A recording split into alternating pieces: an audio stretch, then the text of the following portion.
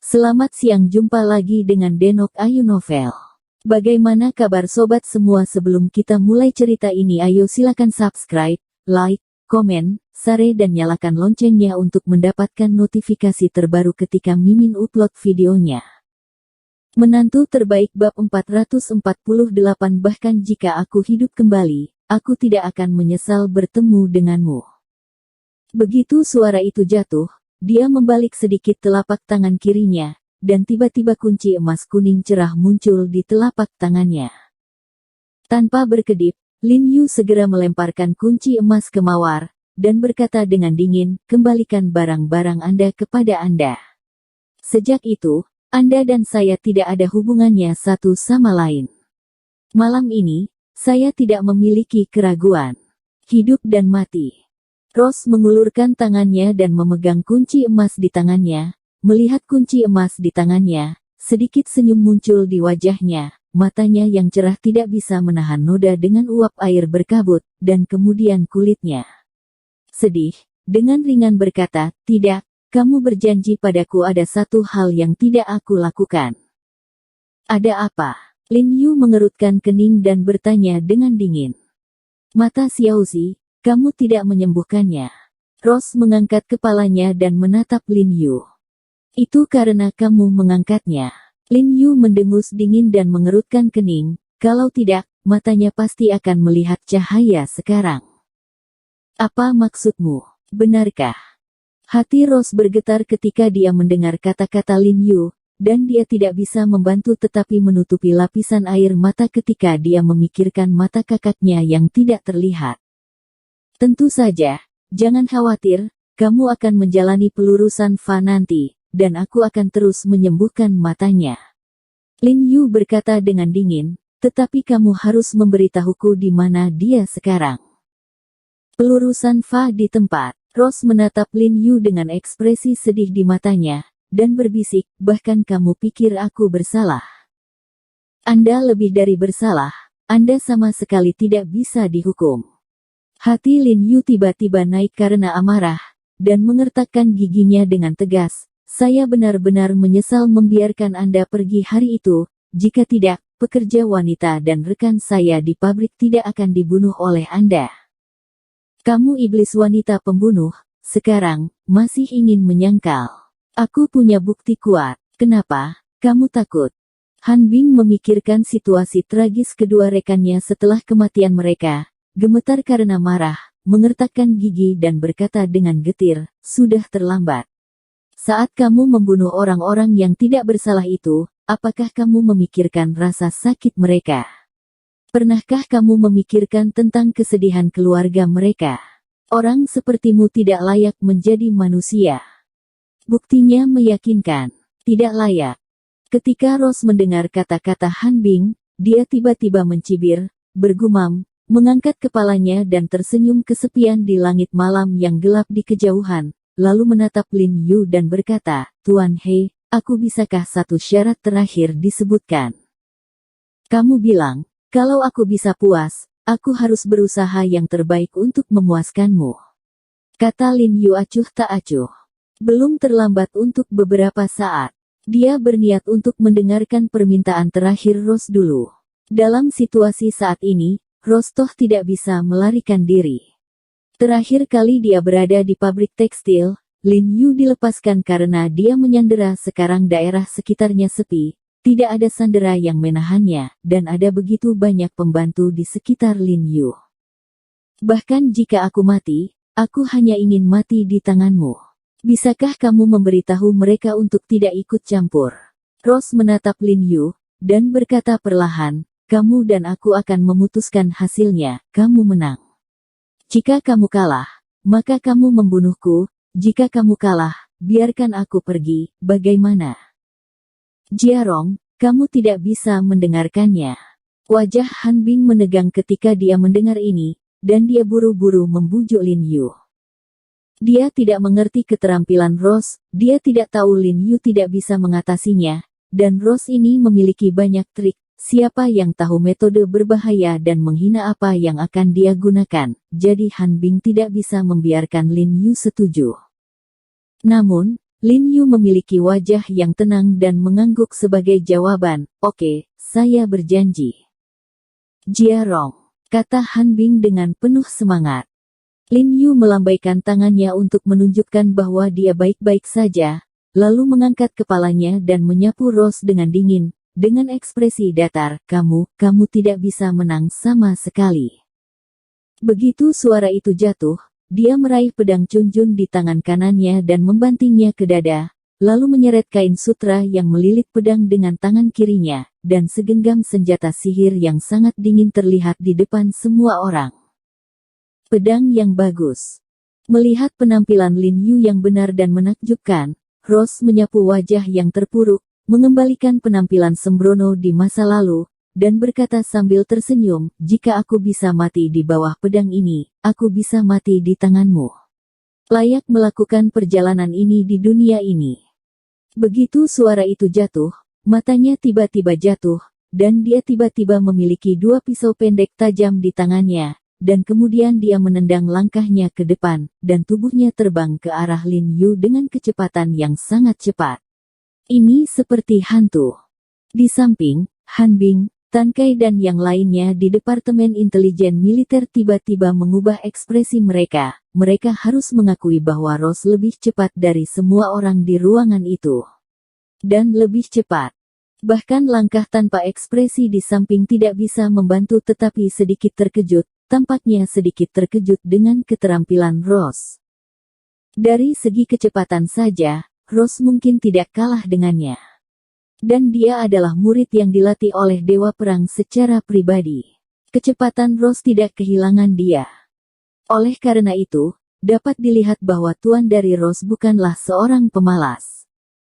Namun, wajah Lin Yu tenang, memegang pedang Chunjun di tangannya dengan erat, dan tubuhnya tegak, meskipun kecepatan Rose sangat cepat untuk Han Bing dan yang lainnya, itu sama baginya.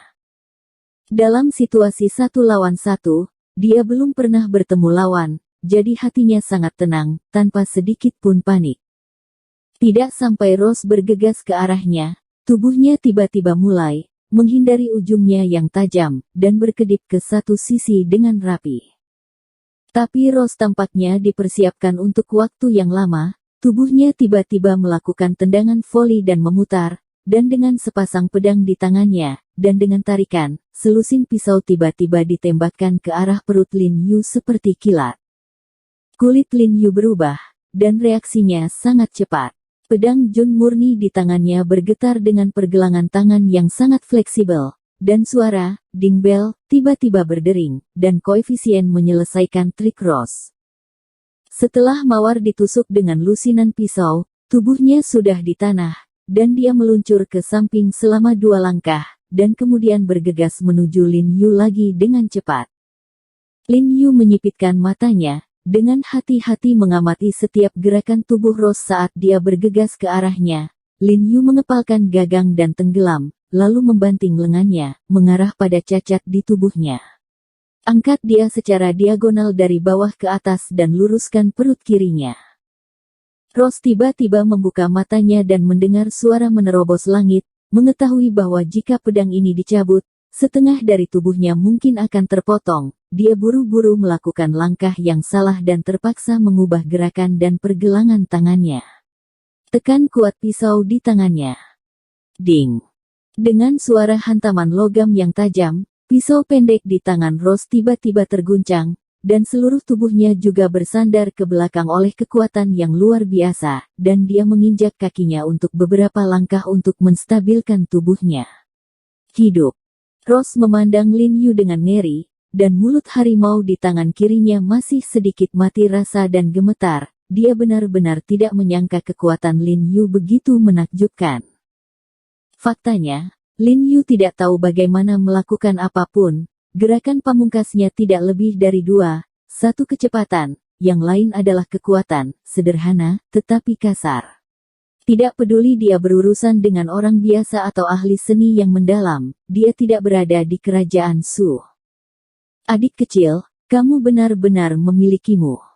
Rose tidak bisa menahan perasaan tidak takut, tetapi malah menyeringai, dan sedikit kelegaan muncul di matanya. Saat berbicara, Tangannya telah mengambil beberapa lembar kertas jimat dari lengannya dan melemparkannya ke depan Lin Yu. Lin Yu hendak memblokir pedangnya, tetapi potongan kertas jimat tiba-tiba di udara dengan aneh. Itu meledak, mengeluarkan beberapa asap ungu tebal, yang dengan cepat menyebar, disertai dengan aroma aneh. Lin Yu tiba-tiba terbungkus asap ungu tebal ini, dan dia menggunakan borgolnya untuk menutupi mulut dan hidungnya untuk mencegah menghirup gas. Perhatian semuanya, jangan biarkan dia kabur. Han Bing tampak panik saat melihat hal ini, dan langsung berteriak ke arah pria di sekitarnya, karena takut Rose akan mengambil kesempatan untuk kabur. Benar saja, iblis ini punya banyak tipuan. Dia dengan cepat melirik kedua sisi, dan Yu Guang tiba-tiba melihat sosok kabur di Zian melompat tinggi, memegang pisau pendek dan menusuknya dengan keras. Jiarong, hati-hati. Han Bing langsung berteriak cemas. Faktanya, Lin Yu dalam asap ungu sudah mendengar suara angin yang datang dari belakang telinganya. Dia memutar tubuhnya tiba-tiba, dan pedang Jun murni di tangannya tiba-tiba menembus. Engah. Dengan suara lembut kecil, mantel di bahu Lin Yu tiba-tiba terbelah, tetapi itu tidak melukai dagingnya, dan mawar di seberangnya berdiri diam di tempat seperti tubuh yang membatu setelah jatuh. Begitu angin bertiup, asap ungu menghilang, dan orang-orang di sekitar melihat bahwa pedang Jun murni di tangan Lin Yu telah menembus perut Rose. Rose memegang pedang yang menembus perutnya dengan erat dengan kedua tangan, dan matanya menatap Lin Yu tanpa sedikit pun kebencian, tetapi dengan sedikit kelegaan dan ketenangan pikiran. Dia tersenyum pada Lin Yu dan perlahan berkata, "Adik, sekarang, aku akan Anda telah membayar kembali potongan Anda. Dan sekarang, saya akhirnya tidak berhutang apapun kepada Anda."